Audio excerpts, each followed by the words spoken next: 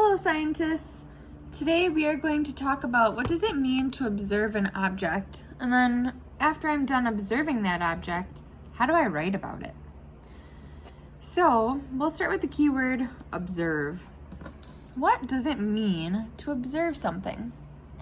Scientists are always making observations about the world around them. You are specifically going to be observing a seed for your project, right? To observe something means you're going to take it in using your 5 different senses. Senses are sight, touch, smell, what you taste, and what you hear.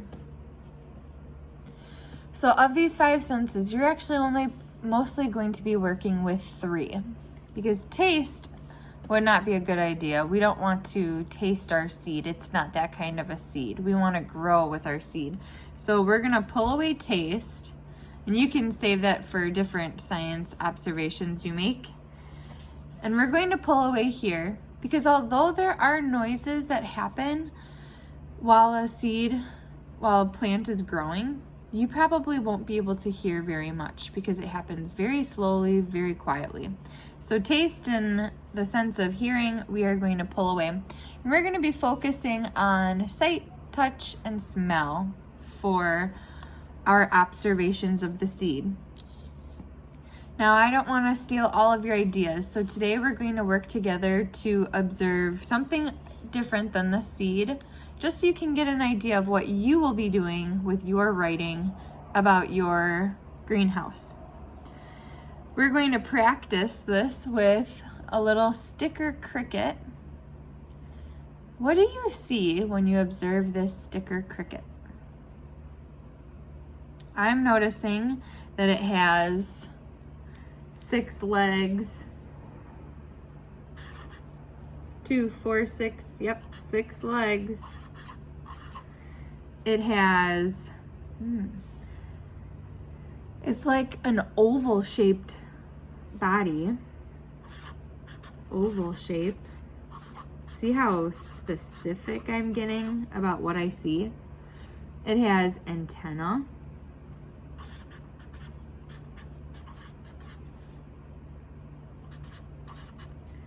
Oh, that looks like it's a wing, so it must have wings. What else can I observe about an object? I can observe its color. What colors do you see here? I see blue, green, and the belly there looks kind of yellow. Just from that one sense, look at all the different things that we noticed about this cricket sticker. So just to recap, we counted up how many legs it had. We noticed the different parts on it. The shape of the cricket was mostly an oval shape for its body. We noticed that it had wings. We noticed the colors. What kinds of things could you notice about your seed that would be similar to that? Could probably notice the shape, the colors of it. Absolutely, if it has any kind of stripy pattern or spots on it, those will all be very good observations for your seed. Next, we're going to move to the sense of touch. What do I feel? Now, this is very different than a real cricket. It's a sticker cricket, so it feels smooth when I touch it. It feels flat. It's really skinny when I hold it and pick it up. It's flat like paper. All of that I can feel, right? And if I peel off the sticker back, it feels kind of sticky.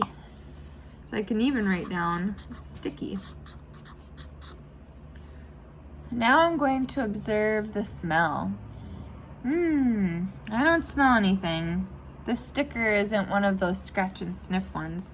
I'm going to put an X because I didn't actually smell anything there. Now that I gathered up my observations about my sticker cricket, I'm going to use my journal paper to go ahead and write about it. Remember, you're going to be doing this work with your seed. So you're going to have very different observations than I did with this sticker. You might even notice a smell to your seed. That would be really interesting to see. The first step of what I want to do is quickly sketch out the cricket. Now, to save some time, I'm just going to lay the cricket down here on the paper. But when you're doing this work with your seed, you're actually going to sketch it out. And I bet it's going to go super quick because it's a seed. Remember when you're drawing to include any shapes or patterns on the seed, and you can even get out your crayons or markers and color it so that it matches the same color. Nonfiction writers, they always want to provide lots of details and information to the reader through their drawings, through their pictures. So, to add some more information, I'm going to add in some labels. 6 legs, striped body,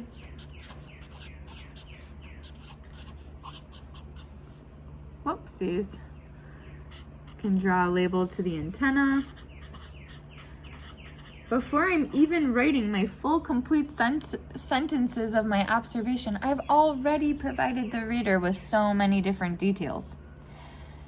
Now I'm going to make sure that I don't just write here on my board, antenna, 6 legs, striped body. I'm going to make my writing really clear and easy to read by turning it into full sentences.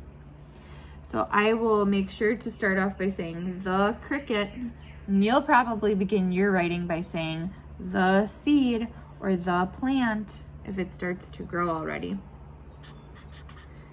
I'm going to spell the best that I can, writing nice and neatly. The cricket is many different colors.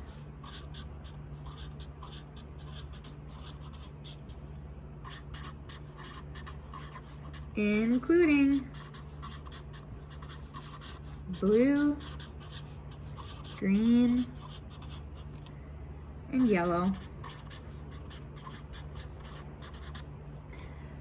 What should my next sentence say? I should probably keep going with the sense of sight, right? Until I get down all of my observations about what I saw. And then I would move on to touch and then to smell, and then wrap up my writing. So next, I'm going to reread the cricket is many different colors, including blue, green, and yellow. Oh yeah, I noticed that the cricket had stripes on it, so I'm going to write about that next. There are stripes on its body and on the wings.